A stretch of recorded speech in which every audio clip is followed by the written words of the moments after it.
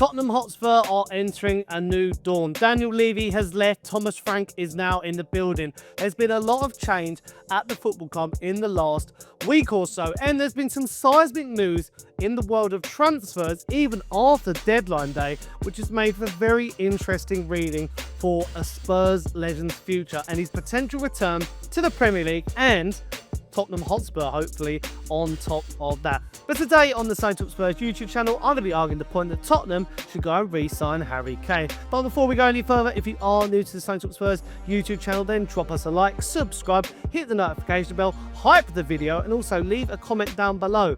Do you think we should re-sign Harry Kane?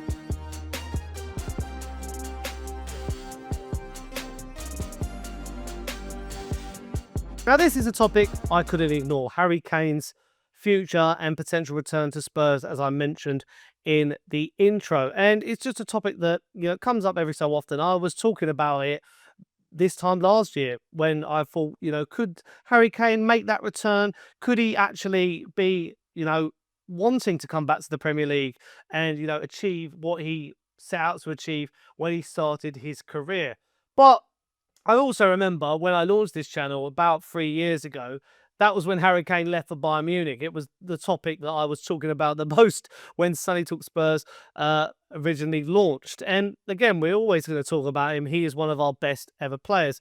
And the topic again has come up because, as I say, his future is being discussed. Lots of people are debating, Premier League Hall of Fames. Where does he rank in terms of strikers? So it has made for a very, very interesting read. But as I say, there has been a few stories and, murmurs of discontent from the Harry Kane camp that he might want to make that leap and jump back to the Premier League. As we all know, Harry Kane, loved playing for Spurs, achieved a lot, is our highest goal scorer of all time, is the Premier League's second highest goal scorer of all time. But we all knew Harry Kane, he was, signed up to a long deal in the end where sort of Daniel Levy held him to a bit of a ransom and got the most out of him. We then had to let him leave. He was in the final year of his contract. We got a really good fee for him, 80 million, which was all profit. But we know in the back of his head, he wanted to go and win a trophy. He's now done that at Bayern Munich by winning a Bundesliga. And, he actually still probably wants to win the Champions League, which Bayern are going in as one of the favourites as this year. But in the back of Harry Kane's head, he will want to get that, top Premier League goal scorer accolade, taking over from Alan Shearer. And he'll get, he's England's highest goal scorer. He'll get the appearance record.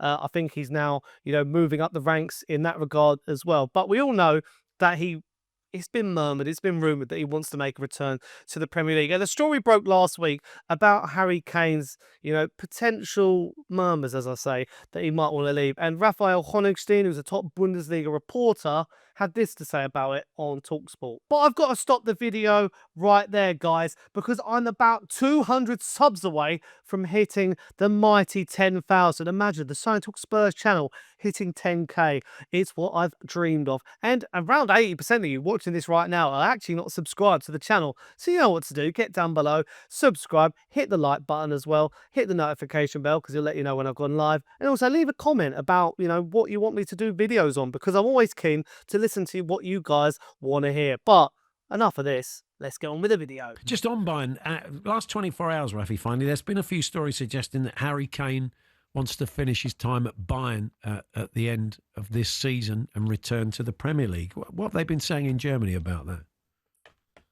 It's not a story that we've, I think, seen a lot of in Germany at the moment. It's no, I think, big secret that people in Germany don't expect Harry Kane to see out his career at Bayern necessarily. There was always a chance.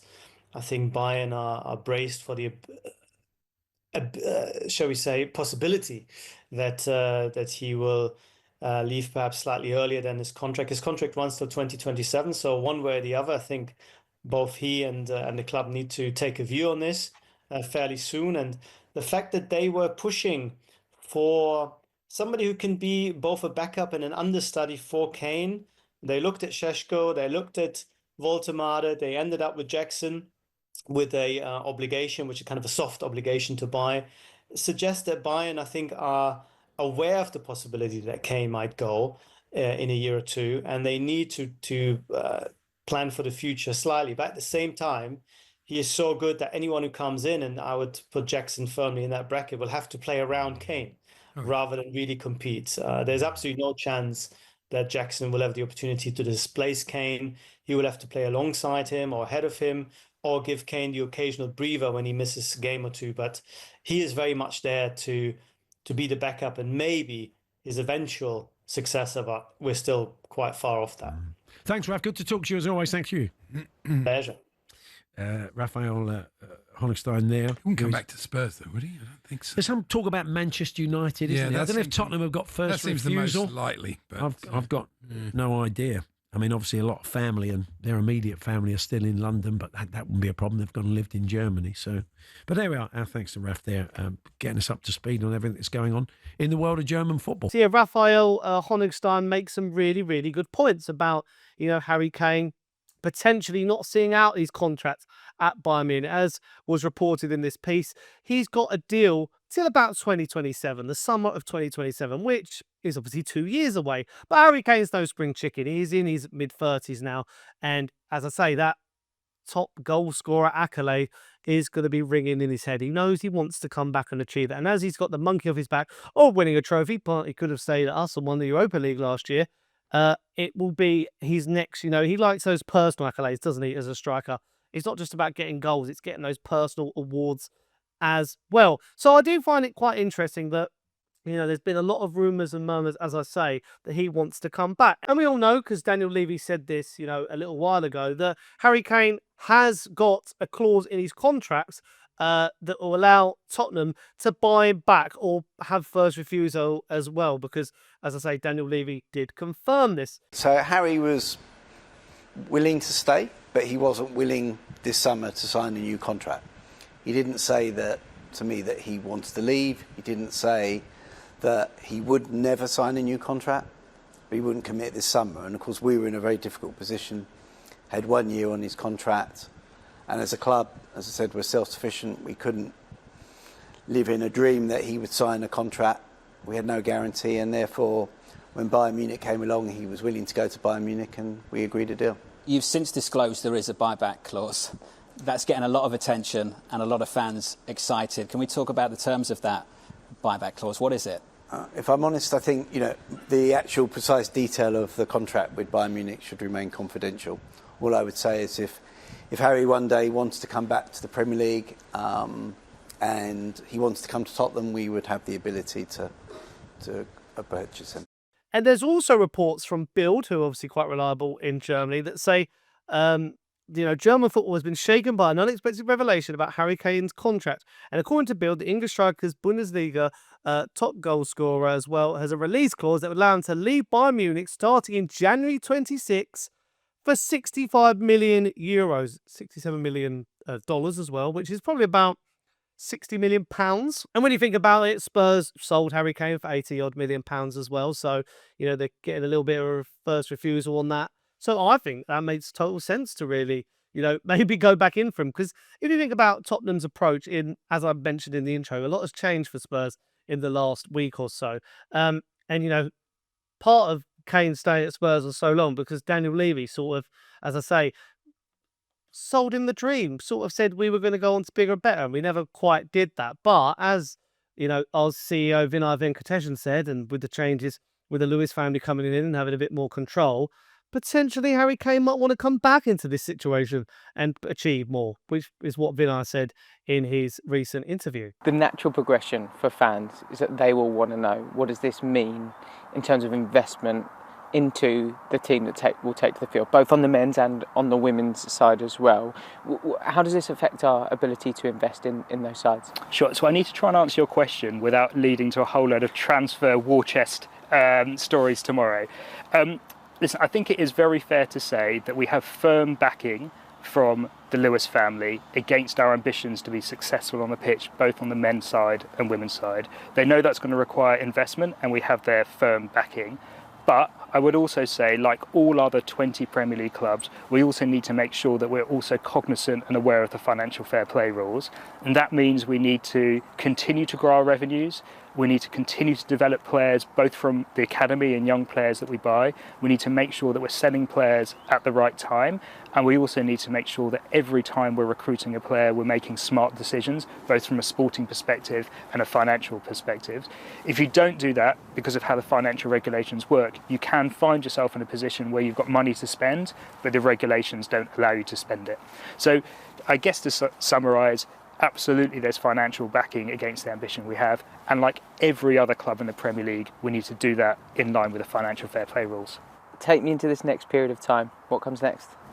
Listen, I think, as I said at the start, it is business as usual in many ways. When I joined, I talked about wanting to do three things. The first is doing everything I could to support our excellent technical teams on the ground, both on the men's side and the women's side, to give us the best chance to be successful on the pitch. That continues to be a focus.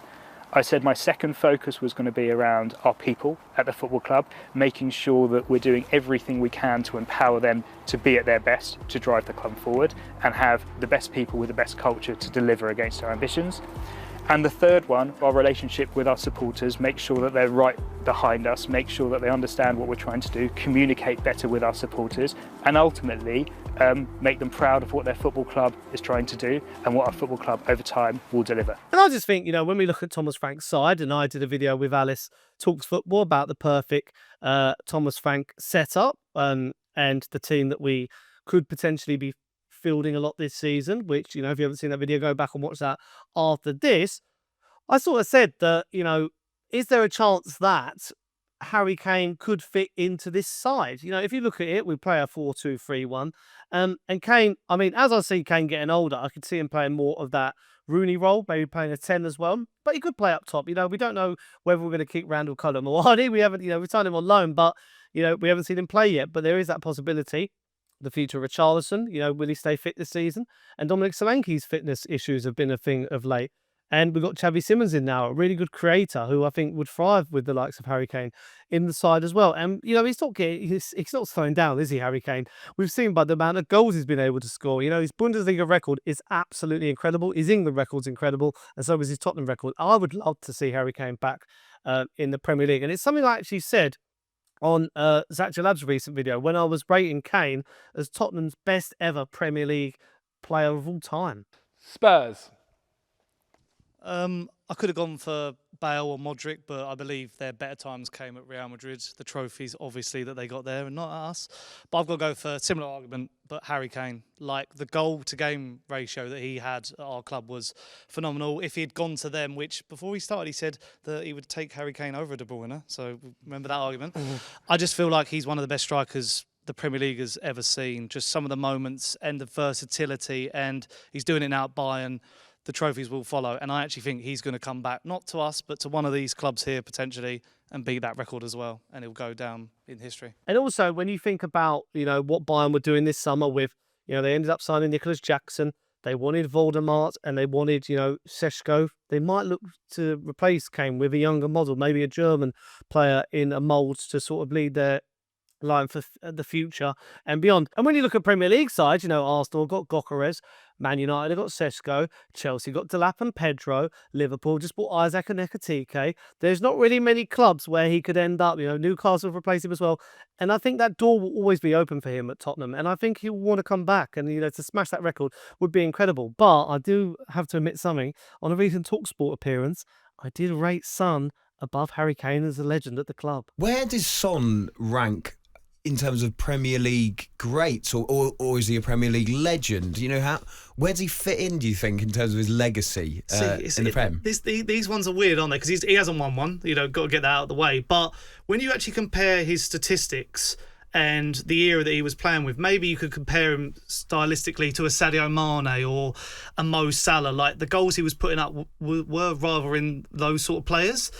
But because he hasn't got that trophy in his cabinet, he's one of the top appearance makers for Spurs in the Premier League, goal scorers as well, on the all-time chart behind the likes of Harry Kane. A lot of Spurs fans will say that. I think my argument would be Son is the bigger Spurs legend, but if you're looking at the better player, you'd have to argue Harry Kane, just for the numbers and the sheer volume. You'd say Son is a bigger Spurs legend than Harry Kane? I think for showing that loyalty, taking the armband, we've got to remember Harry Kane was not a Spurs captain either. He was like a vice captain. It was Lloris for most of his tenure. You know, we had the heartbreak of the Champions League. But last year, that moment when seeing Son lift that trophy will forever live with me. And the fact that he stuck around through Conte, Mourinho, all these managers we went through, Nuno, the loyalty was rewarded in the end, and you have to say, nice one, Sonny. Yeah, well, you do. Yeah. I mean, that's a big claim, isn't it, Tom? That's a massive claim. That Son's a bigger Spurs legend than Harry Kane. I just, do you think that you're putting your neck on the line there as a Spurs fan, or do you think most people would agree with you? The thing is, Kane didn't leave in it weren't controversial, that move. We understood it, and also, I don't think a lot of us were expecting to. I thought I'd never see a trophy win again after the Carling Cup in 2008 or whenever it was. Neither did anyone else, mate, to be honest. So, the fact that we ended up doing that, I think that there is a bit of, emotion when it comes from that. And I just feel like the loyalty that he showed us in the end was worth it. And I think, Harry Kane, there's still a bit of his, story left unopened. Will he come back to the Premier League? Does he want to, as you know, Alan Shearer's record is still there to be beaten. Would he come back to us? Because to me, Kane's going to be like a Ronaldo. I can see him playing into his 40s. So there is maybe that opportunity if Kane could come back. But yeah, I just feel like the magic that Son had, and the moments that when I watched him do stuff on the pitch was just mesmerising. He had that guard of honour, didn't he, yesterday? But also Burnley gave him a guard of honour when he scored that goal. That was very nice. I was there that day as well. Yeah, just let him run through. And part of the Red Sea. That was a lovely moment. Yeah, very respectful. Puskas award for that. We forget that. I think even when I was thinking of his accolades, like he won the Golden Boot, didn't he? Shared that with Mo Salah, I think, that year. But yeah, Puskas goal, and I just some of the moments he gave us Spurs fans were just legendary. What is your favourite Sonny moment? I think it has to be that Puskas goal, because I was there for that as well. Oh, brilliant! And just, I mean, you got to remember in that game as well, for those who are non-Tottenham fans, like Kane scored like a 40-yard screamer as well, and then this game also saw that Puskas goal. But I think actually I'll have to say lifting that trophy in Bilbao, just the emotion of that, and just well deserved. Do you think there was maybe a little bit of inconsistency there that kind of takes the shine off? There was patches and periods where he wasn't. You thought he was going to get 15 a season, 20 a season, but he'd have those periods where he'd go off the boil for months on end. I feel like it was towards the latter stages, so it was wasn't inconsistent. It was sort of like there was a dramatic drop off. But then even the season where we, after his Golden Boot, so the Golden Boot was seen as that last great season from Son. But then even that season after, where we thought he dropped off, he scored like a hat trick in the second half against Leicester, like 3 of those perfect Sonny goals. Was that game? And I mean, just unbelievable. And that was when we were like, is this player losing his sharpness? Even under Ange Postecoglou during his first year, he played through the middle, and Son isn't really a striker. There was games where he'd be playing up against West Ham, Burnley, and he couldn't really have that hold-up play. But he still got a load of good goals. Another good memory was when we drew against Arsenal 2-2, and he knew what it meant to be Spurs against Arsenal, shush the away fans. And just, I think it was now, like the last year just gone, and then even in pre-season, there was those moments where you just can see he's not as sharp as he used to be. He's not got that pace anymore. And, even there was a moment yesterday against Newcastle where he went to shoot and there was just someone open in the middle, and I was like, this is just a testimonial at this stage. But I always allow it because, he's allowed those moments at this stage. You have to let me know in the comments down below. Do you think Kane should make a return to Tottenham Hotspur? Do you think Tottenham should be going and buying Harry Kane back from Bayern Munich? That first refusal was there. Do they trigger it? Let me know in the comments down below, as I say. And also, leave your likes, subscribe, hit the notification button, as I say, I'm closing in on 10,000 subs. And also, if you don't know how to do it, if you swipe across, you can hype this video, and it makes it seen by other channels and users all over the YouTube space. And before we go, if you haven't watched it already, why don't you watch this video above my head, where me and Alice Talk Spurs speak about the perfect Tottenham lineup for the rest of the season. But enough of me waffling. Go and watch one of these videos on screen right now. Until then, up the Spurs. I'll see you guys soon. Ciao.